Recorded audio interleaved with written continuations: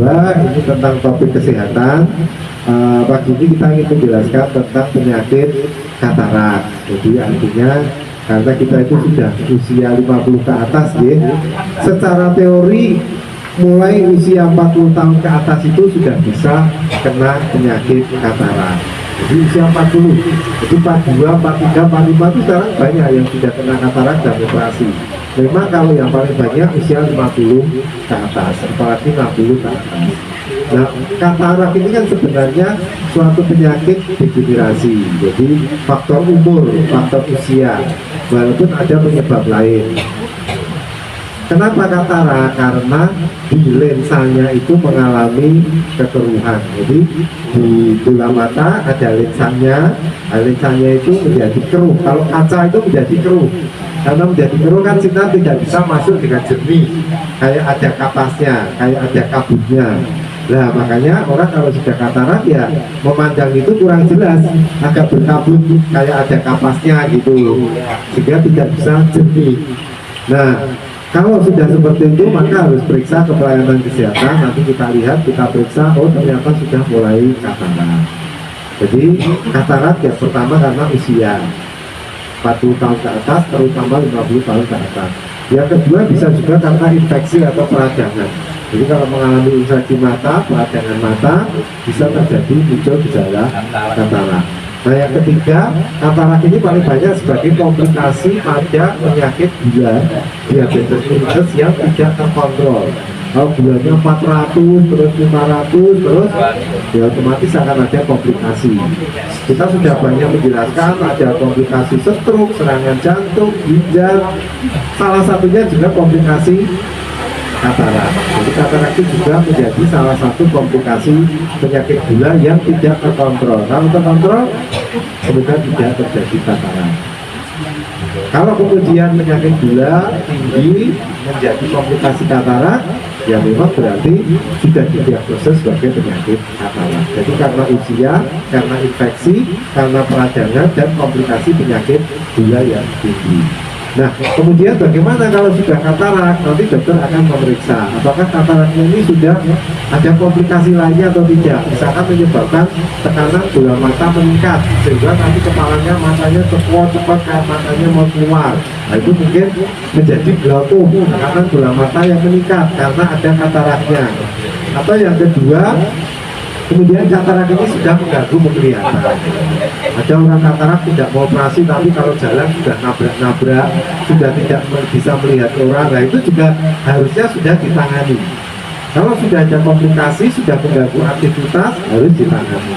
Nah problemnya kebanyakan kalau kena katarak kamu mau dok, di mawon ngaji obat diminum topo tetes. Nah katarak itu tidak bisa diberikan obat yang diminum atau tetes karena obat yang diminum atau tetes tidak akan bisa menjernihkan lensa yang menjadi penyebab katarak, lensa keruhnya itu. Dan caranya bagaimana? Caranya salah satunya harus dengan operasi. Ini satu-satunya cara. Operasinya ya lensanya ini diambil, diganti lensa yang baru. Nah, lensanya yang lama diambil dan diganti baru ini, operasinya sekarang ada dua metode. Yang pertama itu metode konvensional, metode dulu. Metode yang dulu itu, jadi diiris, lensanya dikeluarkan, diganti lensa, dijahit. Tapi kalau sekarang sudah tidak seperti itu, teknologi yang terbaru itu adalah dengan paku emulsifikasi. Kalau kita awal kadang menyebutnya laser, operasi katarak tapi ini di laser, ini namanya paku emulsifikasi. Nanti ada alat cuma dicobloskan gitu, kemudian lensanya dihancurkan, jadi cairan, disedot. Terus nanti lensa yang baru itu dijepit, dimasukkan gitu, cerak gitu, terus nanti lensanya langsung kembang masuk di bekas lensa yang lama. Jadi tidak ada luka yang diiris, otomatis tidak perlu jahitan. Kalau nanti sudah selesai dicabut alatnya, ya sudah selesai. Kalau yang tadi pakai konvensional yang model kuno, model lama itu diiris, kemudian dibuka, diambil, dipasang, dijahit lagi. Kalau yang baru yang dengan namanya laser tadi tidak, karena dihancurkan, cairannya disedot, dipasang yang baru, ditarik alatnya tidak. tidak ada luka yang perlu dijahit. Cuma kadang-kadang ada yang dok, kalau ini betul angsal itu ngangge laser, cuma harus ngangge sing dijahit. Memang ada beberapa yang tidak bisa dengan laser, mungkin yang sudah terlalu matur, yang sudah keras, atau ada kontraindikasi lainnya sehingga tidak bisa dengan operasi laser. Itu ya ada, harus dengan yang konvensional. Nanti dokter mata yang akan menentukan. Nah, kemudian operasi ini nanti ada persiapannya, kemudian dilakukan operasi. Setelah operasi juga ada pantangannya, misalkan tidak boleh terlalu mengejar, tidak boleh mengangkat berat, tidak boleh duduk-duduk selama 1 bulan agar operasi kataraknya berhasil dan tidak gagal. Itu. Nah, mungkin kalau kita mengalami gangguan penglihatan saat ini kok kabur, kayak ada kapas, kayak ada kabutnya, nah monggo periksa ke PPK 1. Di PPK 1 nanti akan dicek, oh ternyata memang tidak katarak. Tapi kalau belum terlalu mengganggu, masih tipis, mungkin dokter tunggu dulu aja Bu, biar ada mata. Belum mengganggu atau belum ya tidak.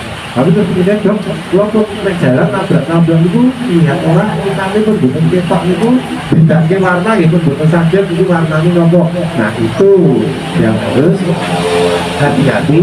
Nanti dokter akan sudah ada mata sehingga harus dirujuk ke rumah sakit. Rujukannya sekarang bisa ke terutama tipe C, tipe D. Tapi kadang-kadang sekarang tipe B yang mulai dibuka. Ada bukti misalkan BKU, tapi ya kadang-kadang pun rumah sakit khusus mata mau dok, rumah sakit mata Solo, dulu kita kirim nanti di sana diperiksa, tensinya juga harus bagus, gulanya harus bagus, kemudian kesehatan jantungnya bagus, baru dipersiapkan operasi. Kalau mau dirujuk tensinya tinggi ya, tensinya juga tinggi. Kalau tensinya tinggi di sana ya pasti tidak mau dioperasi. Gulanya tinggi ya pasti harus gulanya dan tensinya terkontrol dulu, juga dokter mata berarti melakukan operasi katarak. Seperti itu, jadi tentang katarak, penyakit yang banyak menghinggapi lansia usia di atas 40 terutama di atas 50 tahun. Tapi sudah